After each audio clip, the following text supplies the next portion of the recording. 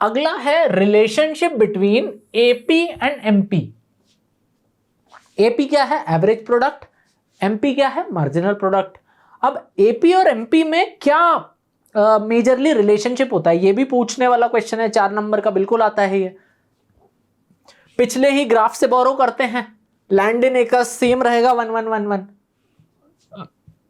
Variable factors जो labour है 1 2 3 4 5 6 रहेगा। टोटल प्रोडक्ट 10 30 45 52 52 48, ये भी अपन ने पीछे से जो देखा था वही ले लिया। मार्जिनल प्रोडक्ट क्या हुआ? 10 20 15 7 0 -4, ये भी पीछे से ले लिया। अब पिछले में अपन ने बस एवरेज प्रोडक्ट नहीं लिखा था, एवरेज प्रोडक्ट यहां पे अपन लिख लेते हैं। Total product 10, variable product 1, 10 divided by 1 10, 30 divided by 2 15, 45 divided by 3 15, 52 divided by 4 13, 52 divided by 5 10.40, 48 divided by 6 8। अब ये इन दोनों का हमें रिलेशनशिप देखना है कि यार कब क्या बढ़ता है कब क्या जाता है, ये अपन को अभी फिगर आउट करेंगे। ये इसका ग्राफ हो गया कि एपी हमने देखा था, एमपी देखा था हमने कि पहले बढ़ा एकदम से, फिर एकदम से नीचे आने लगा। ठीक, अब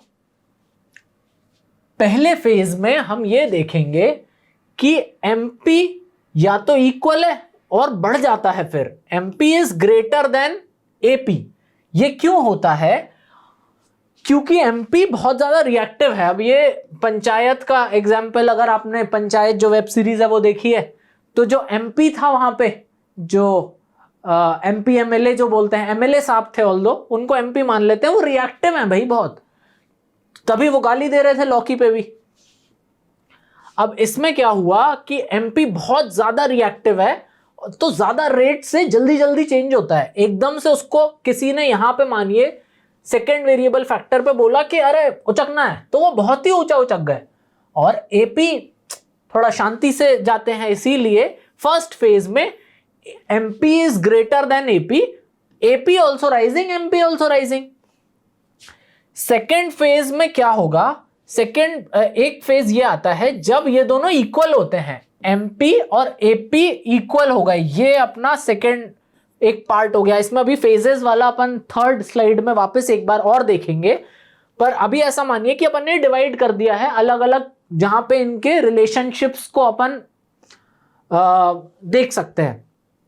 पहला रिलेशनशिप दोनों आगे बढ़ रहे हैं, दूसरा रिलेशनशिप बराबरी पे आ गए, तीसरा रिलेशनशिप अब एपी ज्यादा है, एमपी को किसी ने बोला कि भैया आप नीचे जाना है, ये एकदम ही कूद पड़े। एपी ने बोला कि हम तो धैर्य रखते हैं भैया, हम तो धीरे धीरे जाते हैं नीचे, तो ये धीरे धीरे जा रहे हैं नीचे, तो क्या हुआ? एमपी तो एकदम से कूद पड़े, तो AP is greater than MP, पर बोथ आर फॉलिंग। एक और रिलेशनशिप का अगला क्या होता है? एमपी इज इक्वल टू 0, ये तो पहुंच गए 0 पे, यहां पे ये लोग ये 0 तक पहुंच गए। अब इसके बाद ये नेगेटिव और चले गए, पर एपी ने बोला वो नेगेटिव तो नहीं जा सकते। क्यों नहीं जा सकते? अब ऐसा मानिए बच्चों कि किसी को भी अपन 5 पेंसिल बना रहे थे, 5 वर्कर्स थे, एपी हो गया 1, 5 पेंसिल बन रही हैं, 6 वर्कर्स हो गए 0 पॉइंट समथिंग, 5 पेंसिल थी, 7 वर्कर्स थे 0 पॉइंट समथिंग। ये 0.0000 करते भी जाओगे ना, कभी भी फाइन 0 कभी नहीं होगा कि कुछ भी नहीं है, नील बटा सन्नाटा, ये एपी कभी भी नहीं होगा। इसीलिए ये यहां चले जा रहे हैं, 0 के पास आ जाएगा, पर ये 0 क्रॉस करके नीचे नहीं जाएगा। पर एमपी जा सकता है, कोई ऐसा वर्कर आ सकता है जो तुम्हारी एग्जिस्टिंग बनी पेंसिल को भी तोड़ रहा हो, पर ओवरऑल प्रोड्यूस को तोड़ दे, ऐसा कोई वर्कर नहीं हो सकता। इसीलिए एपी कभी भी 0 नहीं होगा अपना, और 0 नीचे नहीं जाएगा माइनस में, पर एमपी जरूर जा सकता है। अब जो थर्ड फेज है उसमें बोलेंगे MP negative, AP still positive. क्यों? अगेन जो अभी अपन बात कर रहे थे, एमपी इज फॉलिंग रेट और राइजिंग रेट दोनों क्या होता है? ज्यादा होता है। क्यों? क्योंकि एमपी एमएलए जो पंचायत में हमने देखा ज्यादा रिएक्टिव होते हैं।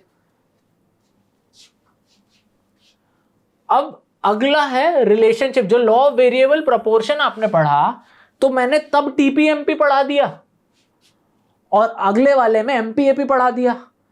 तो हम ये देखेंगे कि रिलेशनशिप इन तीनों की क्या होती है।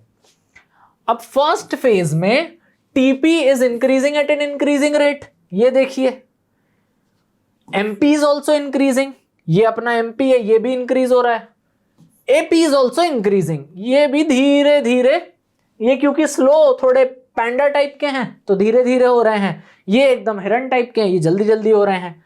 सेकेंड फेज अपना क्या है, टीपी क्या है, increasing at a decreasing rate. तो यहां से क्या हुआ, ऐसा increasing at a decreasing rate पे आ गए ये लोग स्टेज 2 में। एमपी क्या है, decreases, MP start decreasing. AP increase तो होता है और एक अपने हाईएस्ट पोजीशन पे पहुंचता है, यहां पे धीरे धीरे सेकेंड स्टेज में ये अपने हाईएस्ट पे पहुंच जाता है। पर क्योंकि एमपी आगे के गिर रहे हैं तो ओवरऑल ये बहुत ज्यादा, थोड़ा लेट गिरेगा, गिरना स्टार्ट कर देगा, पर अपना ये हाईएस्ट टच कर चुका है। तो आप देखिएगा हमेशा जो एमपी का हाईएस्ट पॉइंट है वो पहले आएगा, एपी का हाईएस्ट पॉइंट यहां कहीं आ जाएगा ऐसा, ठीक। तो थोड़ा सा बाद में, क्योंकि ये पैंडा स्लो रिएक्टिव है। ये थर्ड फेज अपना क्या है, TP is also decreasing. TP अपन यहां देख लिया था, डिक्रीज हो रहा है। एमपी क्या है, decreases and becomes negative. MP यहां पे देखें तो एमपी इज बिकम्स नेगेटिव, ये रिएक्टिव एमपी एमएलए बिल्कुल ही गर्त में चले गए। AP is also falling, AP जो है गिरना तो देखो स्टार्ट कर दिया। ये लाइन इसीलिए बना के दी है, नहीं तो आपको ज्यादा समझ नहीं आता। ये लाइन इसीलिए दी है कि एपी भी डिक्रीज तो हो रहा है पर रेट बहुत कम है, जीरो कभी नहीं होगा, माइनस में कभी नहीं जाएगा। ये अपन का इन तीनों का रिलेशनशिप हो गया। कभी इन रिलेशनशिप से जनरली ये लोग क्वेश्चंस काफी पूछते रहते हैं।